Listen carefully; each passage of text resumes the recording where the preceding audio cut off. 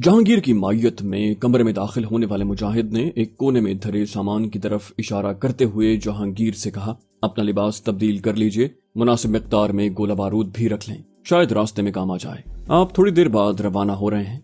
दूसरी मंजिल का इल्म आपकी राहबर ज़ैनब बहन को होगा। जहांगीर ने मुख्तसर सा जवाब दिया, ठीक है। ज़ैनब के नाम ने उसकी धड़कनों को एक मर्तबा फिर तेज कर दिया था। उसने बड़ी फुर्ती से भारतीय फौज की वर्दी से निजात हासिल की, दोबारा फिरन पहना और उसके नीचे उजी गन छुपा ली। छोटी सी ये गन अपनी कारकर्दगी में बेमिसाल थी। जो उजी उसने दुश्मन से छीनी थी वो उस मुजाहिद के हवाले कर दी। अब वो अगली मंजिल के लिए तैयार था। मुजाहिद बाहर निकल गया। शायद वो हालात का जायजा लेने जा रहा था। उसकी रवानगी के बमुश्किल 3-4 मिनट के बाद दरवाजे पर आहट हुई और जिंदगी अपनी तमाम तर रानाइयों के साथ बेदार हो गई। जहांगीर के सामने ज़ैनब खड़ी थी। शायद वो तहज्जुद पढ़ती हुई आई थी। उसने दुपट्टे से अपना सर ढांप रखा था और अभी तक ज़ेर लब कुरानी आयात का विर्द कर रही थी। जहांगीर मोहब्बत और अकीदत के जज्बात से उसके इस्तकबाल को बेसाख्ता उठकर खड़ा हो गया। उसने ज़ैनब के सलाम का जवाब भी खड़े होकर ही दिया था। आपको मुबारक हो, अल्लाह ताला ने आपको इस सादत से नवाजा कि आपके हाथों उन मरदूदों का वो मरकज तबाह हो गया जिसमें सैकड़ों बेगुनाहों की जान सिसका सिसका कर ली गई थी। इंशाअल्लाह मेरे वालिदैन की रूहें भी खुश होंगी। अल्लाह आपको जज़ाए खैर दे। आप अंदाजा नहीं कर सकते जब सुबह होने पर ये खबर कश्मीर के गली कूचों में फैलेगी तो लोग कितने खुश होंगे। सोपूर और बांडीपुरा के लोग तो यकीनन सजदा शुक्र बजा लाएंगे। ज़ैनब की पुरजोश आवाज में उसके लिए बेपनाह अकीदत और मोहब्बत छलक रही थी। उसने ज़ैनब से नजरें मिलाए बगैर कहा, ये सब तुम्हारी दुआओं का नतीजा है ज़ैनब। मेरा ईमान है जिस कौम में तुम जैसी मुजाहिद लड़कियां मौजूद हों वो कभी गुलाम नहीं रह सकती। काश मैं मकबूजा कश्मीर में मौजूद ऐसे तमाम इंटेरोगेशन सेंटर्स को नीस्तो नाबूद कर सकता। ज़ैनब, तुम्हारी रफाकत ने मेरा हौसला दो चंद कर दिया है। मुझे उम्मीद है कि कमांडर मुख्तार के एक सिपाही की हैसियत से मैं इस तरह दुश्मन के लिए अजाब इलाही बनता रहूंगा इंशाअल्लाह। जहांगीर बड़ी कुव्वत इरादी का मालिक था, लेकिन उस लम्हे ज़ैनब के चेहरे पर नूर का एक हाला सा बन गया था जिसके आर पार देखना उसके लिए मुमकिन ही नहीं था। उसकी नजरें उठती और फरते अकीदत से झुक जाती। वो बोली, आप रवानगी के लिए तैयार हो जाएं। मैंने 2 थैले तैयार कर लिए हैं, उनमें सिर्फ गोलियां और ग्रेनेड हैं। एक आपके लिए और दूसरा मेरे लिए। हमारी मंजिल बांडीपुरा है। हमें यहाँ से जल्द से जल्द निकल जाना है। तमाम मुजाहिद उस तरफ जाएंगे। वहां से फिर हमें श्रीनगर जाना है। जहांगीर साहब, मुझे आपकी रहनुमाई और हिफाजत का फर्ज सौंपा गया है। मेरी सिर्फ एक दरख्वास्त है कि हालात कैसे भी पेश आएं, आप किसी भी मरहले पर यह मत सोचिएगा कि मैं कमजोर औरत हूँ। इंशाल्लाह आप मुझे शाना बशाना दुश्मन से नबर्द आजमा पाएंगे। ये मेरी इल्तिजा भी है और तंजीम का हुक्म भी कि आपकी जान को मेरी जान पर फौकियत हासिल है। आपने अभी श्रीनगर में दुश्मन से बदला लेना है। जिस तरह की खुसूसी तरबियत आपको हासिल है वो बहुत कम मुजाहिदीन के हिस्से में आती है। जो कुछ थे वो अल्लाह की राह में आगे निकल गए। आपने श्रीनगर में मुजाहिदीन को चूंकि ये तरबियत भी देनी है, इसलिए मेरी आपसे इल्तिजा है कि हमले या गिरफ्तारी की सूरत में अपना तहफ्फुज कीजिए, मेरी जिम्मेदारी महसूस किए बगैर। मैं आपको सिर्फ एक बात का यकीन दिला सकती हूँ कि दुश्मन कभी मुझे जिंदा गिरफ्तार नहीं कर सकेगा इंशाल्लाह। ये मेरा अपने अल्लाह से और अपने आप से वादा है। 6 लाख भारतीय फौज कमांडर मुख्तार की बहन को जिंदा गिरफ्तार करने की हसरत लिए इस दुनिया से चली जाएगी, क्योंकि मेरा अल्लाह उनसे ज्यादा कवी और मुख्तार है। वो चाहे तो उन सबको कीड़े मकोड़ों की तरह मसल कर रख दे। ज़ैनब ने अपनी बात मुकम्मल की। उसके लहजे के बेपनाह एतमाद ने जहांगीर को यकीन दिला दिया था कि वो जो कुछ कह रही है दिल की गहराइयों से कह रही है और ऐसा कर गुजरने की हिम्मत भी रखती है। जहांगीर बोला, मैं जानता हूँ ज़ैनब कि तुम कोई बुज़दिल लड़की नहीं हो। मैं तो खुद तुम्हारी मोहब्बत और रहनुमाई से बहुत कुछ सीख रहा हूँ। मैं तो इसे भी अल्लाह ताला का बेपाया एहसान समझता हूँ कि उसने मुझे जिहाद के इब्तिदाई मराहिल ही में तुम जैसी मुजाहिदा की रफाकत से सरफराज किया है।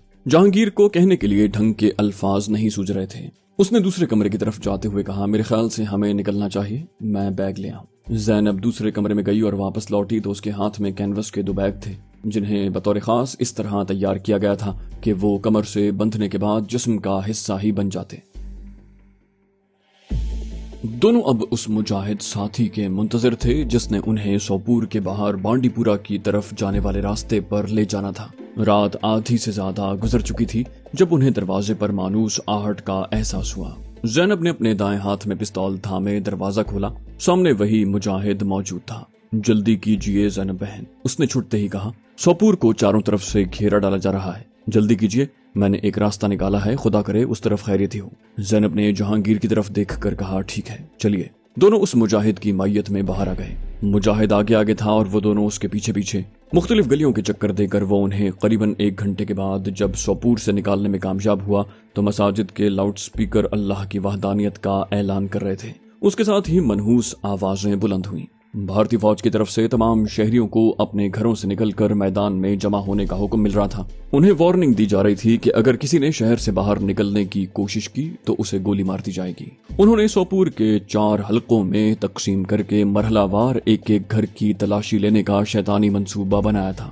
मर्दों के अलावा औरतों और बच्चों को भी घरों के बाहर भारतीय फौज की तरफ से ऐलान करदा मैदानों में जमा होने का हुक्म दिया जा रहा था। सोपूर के शहरियों के लिए ये अनोखी बात नहीं थी, लेकिन आज से पहले इस तरह कभी सारे शहर की इकट्ठे तलाशी लेने का मंजर उनकी नजरों से नहीं गुजरा था। उन्होंने अंदाजा कर लिया कि जरूर मुजाहिदीन ने कोई बड़ा कारनामा अंजाम दिया है। जब वो लोग नमाज से फरागत के बाद मैदानों में जमा हो रहे थे तो अचानक ये खबर जंगल की आग की तरह सारे सोपूर में फैल गई कि रात जिन धमाकों ने फजा को लर्जा बरंदाम कर दिया था वो मुजाहिदीन की लगाई हुई आग से फटने वाले गोला बारूद के धमाके थे। ये खबर उनके लिए मुजदाए हयात बनकर तुलू हुई थी कि वटलैब को उसमें मौजूद शैतानों समेत मुजाहिदीन ने नीस्तो नाबूद कर दिया है। मैदानों में जमा होने वालों के चेहरे फर्त जज्बात से तमतमा रहे थे।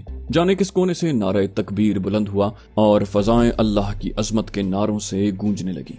मकहूर कश्मीरी अपने दिली जज्बात का इजहार पुरजोश नारों से कर रहे थे। अपने साथियों की हराम मौत पर गुस्से से बिखरे हुए भारतीय फौजियों ने मैदान में जमा होने वाले शहरियों के गिर्द घेरा डालते हुए उनकी तरफ अपनी बंदूकें सीधी कर ली थीं, जिसके बाद सैकड़ों की तादाद में फौजी जवान उनके घरों पर टूट पड़े। उन्होंने तलाशी लेने के बहाने उनके घरों में मौजूद कीमती अशिया उड़ा ली या फिर उन्हें तोड़ फोड़ डाला। करीबन आधे घंटे तक वो शहर के गली मोहल्लों में दंदनाते फिरते रहे। इस दरमियान करीबन 15-20 नौजवानों और बूढ़ों को उन्होंने इस शक में हुजूम से अलग कर लिया कि उनके घरों में मुजाहिदीन की मौजूदगी के शवाहिद मिले हैं। उन लोगों को वो जानवरों की तरह घसीटते हुए मजमे से बाहर लाते और वैश्यों की तरह उन पर पिल पड़ते।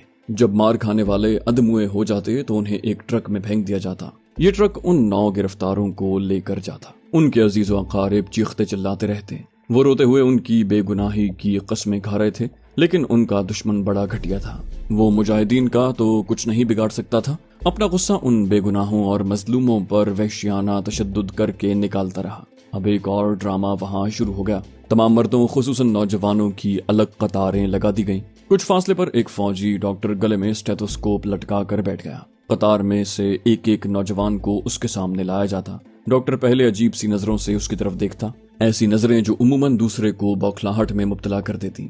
उसके साथ ही उसके दिल पर आला रखता और उससे 2-4 सवालात पूछता। 5 नौजवानों को ठीक है आगे बढ़ो कहकर वो अगले नौजवान के मशकूक होने का ऐलान कर देता। जैसे ही उसकी नजरें मखसूस अंदाज में अपने गिर्द खड़े फौजियों की तरफ उठती, वो मशकूक करार पाने वाले नौजवानों को उसकी चीखो पुकार खातिर में लाए बगैर दोनों बाजुओं से पकड़ते और घसीटते हुए ट्रक की तरफ ले जाते, जहां उसकी आंखों पर पट्टी बांधकर उसे ट्रक में सवार कर दिया जाता। अगर किसी के रिश्तेदार या नौजवान मामूली सी मज़ाहमत भी करते तो मार मार कर उनका भुरकस निकाल दिया जाता। इन खुद साख्ता और नाम नेहाद फौजी डॉक्टरों ने उस रोज सोपूर के करीबन 250 नौजवानों को मुश्तबा करार दिलवाकर अजियती मराकज में भेज दिया।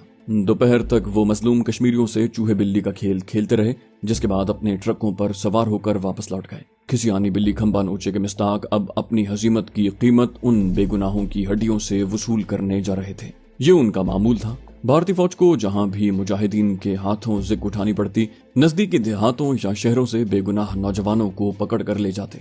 ये समझा जाता था कि जिसके दिल की धड़कन ज्यादा तेज है वो चूंकि खौफजदा है और उस खौफ की एक ही बुनियाद है कि वो मुजाहिदीन का साथी है।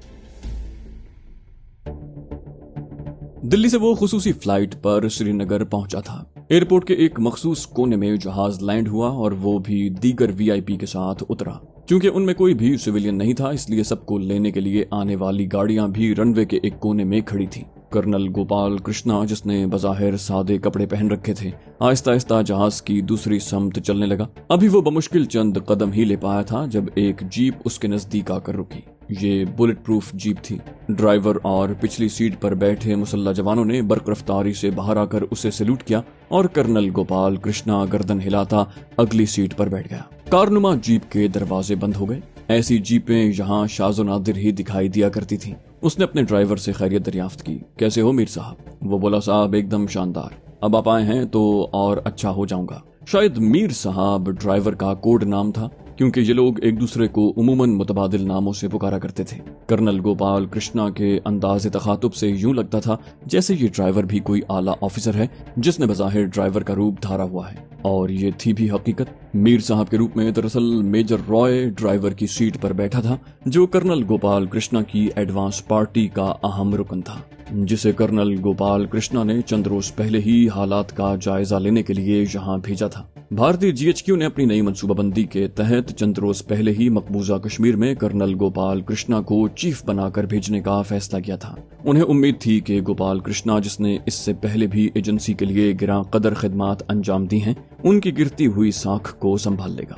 گوپال کرشنا کے دماغ کو شیطان کی فیکٹری سمجھا جاتا تھا، جہاں سے ایسے ایسے گھناؤنے منصوبے تیار ہو کر روبہ عمل آتے تھے جو اس کے افسران اور اہلکاروں کو متحیر کر دیا کرتے۔ اس نے چند ماہ میں ہی تمل ناڈو کے مختلف گروپوں کو، جو سری لنکا کے بعد اب بھارتی حکومت کے خلاف سرگرم عمل ہو رہے تھے، اس طرح آپس میں ایک دوسرے کے ساتھ الجھا دیا تھا کہ اب قیامت تک ان کے اکٹھے ہونے کے امکانات دکھائی نہیں دے رہے تھے۔ اس سے پہلے بنگال اور ناگالینڈ میں بھی وہ یہی کارنامہ سر انجام دے چکے تھے۔ گوپال کرشنا کو بھارت میں سرگرم عمل زیر زمین تحریکوں پر اتھارٹی سمجھا جاتا۔ اس نے آج تک کسی مشن میں ناکامی کا منہ نہیں دیکھا تھا، لیکن کشمیر میں آتے ہوئے وہ قدرے ہچکچاہٹ محسوس کر رہا تھا۔ اسے خود اس بات کی سمجھ نہیں آ رہی تھی کہ ایسا کیوں ہے۔ کئی مرتبہ اس نے اپنے آپ سے سوال کیا تھا کہ کیا وہ بزدل ہو گیا ہے، یا پھر اس کے لاشعور میں کشمیر سے متعلق کوئی خوف یا ڈر آ گیا ہے، لیکن اس سوال کا کبھی کوئی واضح جواب اسے نہ مل سکا۔ اس روز جب ہیڈ کوارٹر میں ہونے والی نہایت اہم میٹنگ، جس میں آخری مرحلے پر بھارتی وزیر اعظم نے بھی شرکت کی تھی، اس کے دوران اسے خصوصی اختیارات دے کر سری نگر بھیجا گیا تھا، اور اس کے ڈی جی نے وزیر اعظم کو بڑے پراعتماد لہجے میں کہا تھا کہ کرنل گوپال کرشنا کی صورت میں ان کے پاس ایسا ملٹی پرپز ہتھیار موجود ہے جس سے وہ کسی بھی صورتحال کو کنٹرول کر سکتے ہیں۔ کرنل گوپال کرشنا نے وزیر اعظم کی موجودگی ہی میں کچھ خصوصی اختیارات کا مطالبہ کیا تھا جو اسے آف دا ریکارڈ مل چکے تھے۔ وہ اپنے فیصلوں کو اب گورنر مقبوضہ کشمیر کی مشاورت سے بھی بے نیاز اور آزاد کروا چکا تھا۔ میجر رائے اس کا 15 سالہ ساتھی تھا، اور قریباً ہر اہم مشن پر وہ اس کا سیکنڈ ان کمانڈ ہوتا تھا، اور آج بھی وہ اس کے سیکنڈ ان کمانڈ کی حیثیت ہی سے یہاں آیا تھا۔ گوپال نے اسے 5-6 روز پہلے سری نگر بھیجا تھا تاکہ وہ یہاں را کے مکمل نیٹ ورک کو سمجھ لے اور گوپال کرشنا کی آمد تک اسے مکمل بریفنگ دے دے۔ یوں تو مقبوضہ کشمیر میں بریگیڈیئر منور را کا فیلڈ انچارج تھا، لیکن اس بات کا بریگیڈیئر منور کو بھی علم نہیں تھا کہ کرنل گوپال کرشنا اس کا ماتحت ضرور ہے لیکن اس کا پابند نہیں۔ اس نے آج تک جتنے بھی آپریشن کیے تھے ان میں فری ہینڈ ضرور مانگا تھا۔ تھوڑی دیر بعد ہی وہ نزدیک ہی ایک فوجی چھاونی بادامی باغ پہنچ چکے تھے۔ یہاں کسی کو بھی ان کی آمد کی باقاعدہ اطلاع نہیں ملی تھی۔ اس کی آمد کے چند منٹ کے بعد ہی ایک ماتحت نے اطلاع دی، سر لنچ کے بعد آپ کی روانگی کا پروگرام بن چکا ہے۔ وہ بولا نو، ہم لنچ وہیں سوپور میں کریں گے۔ اس نے میجر رائے سے کہا ہری اپ میر صاحب، گیٹ ریڈی، جلدی کرو، یہ تو بڑے ڈھیلے لوگ دکھائی دیتے ہیں۔ میجر رائے نے مؤدب لہجے میں کہا رائٹ سر، میں تیار ہوں۔ وہ بولا اوکے چلو۔ یہ کہہ کر کرنل گوپال کرشنا اٹھ کھڑا ہوا۔ دونوں اپنی جیپ میں ہیلی پیڈ کی طرف جا رہے تھے، جہاں انہوں نے را کے حیرت زدہ ہیلی کاپٹر پائلٹ کو بتایا کہ وہ ابھی اسی وقت جانے والے ہیں۔ پائلٹ نے کچھ کہنا چاہا، سر موسم کی خبر، لیکن گوپال نے اس کی بات کاٹ دی۔ کوئی بات نہیں یار، جہاں موسم خراب ہوگا نیچے اتار لینا، ہم یوں بھی موسم کی خرابی سے مرنے والے نہیں ہیں، کیوں میر صاحب؟ اس نے قہقہ لگایا جس میں میر صاحب نے بھی اس کا بھرپور ساتھ دیا۔ ہیلی کاپٹر کے پائلٹ نے بھی اس ڈر سے کہ کہیں اسے بھی بزدل نہ سمجھ لیا جائے ان سے زیادہ جوش و خروش کا مظاہرہ کیا، اور تھوڑی دیر کے بعد ہی وہ لوگ سوپور کی طرف محو پرواز تھے۔ طویل اونچے نیچے اور ٹیڑھے میڑے پہاڑی سلسلوں کے درمیان سے وہ ہیلی کاپٹر ایسے اڑا رہا تھا جیسے کسی سڑک پر گاڑی چلا رہا ہو۔ کرنل گوپال کرشنا نے سوپور پہنچنے کے بعد اپنے ہاتھوں میں پکڑی دوربین سے زمین کا جائزہ لینے کے بعد کہا ویٹ لیب کے نزدیک ہی لینڈ کرو۔ پائلٹ نے اس کی طرف گردن موڑ کر مسکراتے ہوئے کہا رائٹ سر۔ تھوڑی دیر بعد اس نے ویٹ لیب کے کھنڈرات سے کچھ فاصلے پر ایک قدرے کھلی جگہ پر ہیلی کاپٹر اتار لیا تھا، جہاں اب ہزاروں کی تعداد میں بھارتی کمانڈوز موجود تھے۔ انہوں نے نزدیک ہی ایک نئے تفتیشی مرکز کی تعمیر شروع کر دی تھی اور فی الوقت یہاں کے تمام آفس خیموں میں منتقل کر دیے تھے۔ ایک ایسے ہی خیمے میں کرنل گوپال کرشنا میر صاحب سمیت جا کر بیٹھ گئے۔ را کا مقامی آفیسر انچارج اس کے سامنے موجود تھا۔ اس نے انچارج کی طرف دیکھ کر سوالیہ انداز اپنایا، اینی کلو؟ इंचार्ज मेजर ने सर को नफी में जुम्बिश दी। नो सर, अभी तक कुछ पता नहीं चल रहा।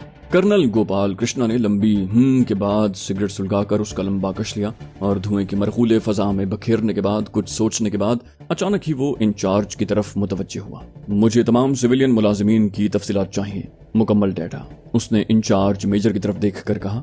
हर चीज तैयार है सर। इतना कहकर इंचार्ज ने एक तरफ रखी लोहे की सेफ को अपने पास मौजूद चाबी से खोला और एक फाइल निकाल कर उसके सामने रख दी। कर्नल बोला, आप मीर साहब से गपशप करें, मुझे कुछ वक्त दें प्लीज। उसने इंचार्ज की तरफ देखा। मीर साहब उसका हाथ पकड़कर बाहर आ गया था। दोनों बाहर टहलते हुए गपशप कर रहे थे। इस दौरान इंचार्ज मेजर ने खाना लगाने का हुक्म भी दे दिया। करीबन 15 मिनट के बाद ही उन्हें कर्नल गोपाल कृष्णा बाहर आता दिखाई दिया। उसने हाथ में एक स्लिप पकड़ी हुई थी। इन लोगों को लंच के फौरन बाद एक एक करके मेरे पास ले आइए। गोपाल कृष्णा ने एक लिस्ट उसे पकड़ा दी। इंचार्ज ऑफिसर ने इताअत की। Right sir. कर्नल बोला, मेरे ख्याल से अब लंच कर लेना चाहिए, कहीं आपके ऑफिसर मुझे गालियां ही न दे रहे हों। असल में क्या है कि मेरी बड़ी कमजोरी है कि कोई काम डिसिप्लिन से होता ही नहीं।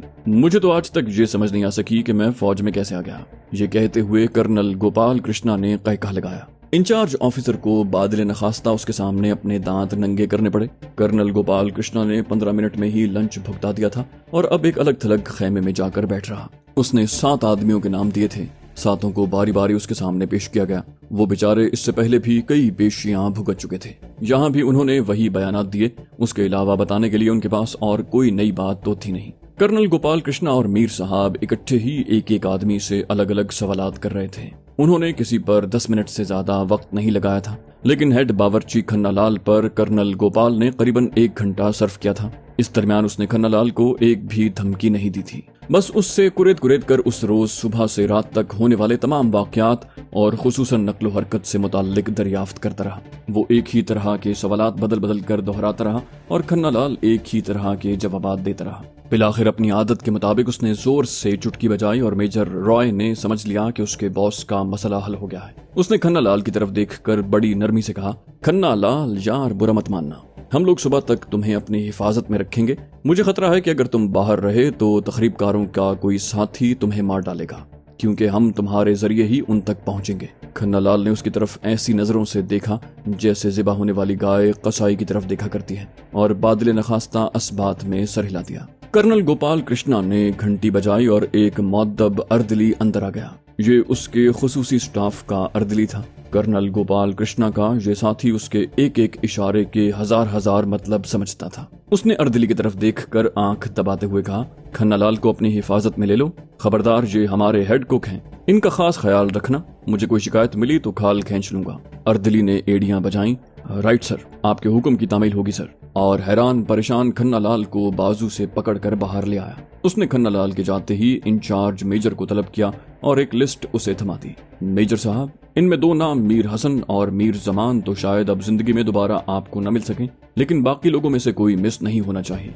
ठेकेदार, सब्जी वाला, गोश्त वाला और उनकी दुकानों के मुलाजमीन कोई भी मिस नहीं होना चाहिए। इन सबको अलग अलग सेलों में बंद करना। मैं अब डिनर के बाद इनसे मुलाकात करूंगा। मेरे ख्याल से डिनर तक खासा वक्त है तुम्हारे पास। मेजर बोला, ठीक है सर, डिनर से पहले तमाम लोग यहाँ मौजूद होंगे। उसने एड़ियां बजाकर ताजीम दी और बाहर आ गया। अगले ही लम्हे 4 फौजी ट्रक सोपूर की तरफ उड़े जा रहे थे। उस छापामार टीम की कमान मेजर इंचार्ज खुद कर रहा था। 1 घंटे के अंदर अंदर उन्होंने कर्नल गोपाल कृष्णा के मतलूबा अफराद को काबू कर लिया। कर्नल गोपाल की तवक्कुआत के मुताबिक मीर हसन और मीर जमान का अपने कुंबों समेत कोई नामो निशान दिखाई नहीं दे रहा था।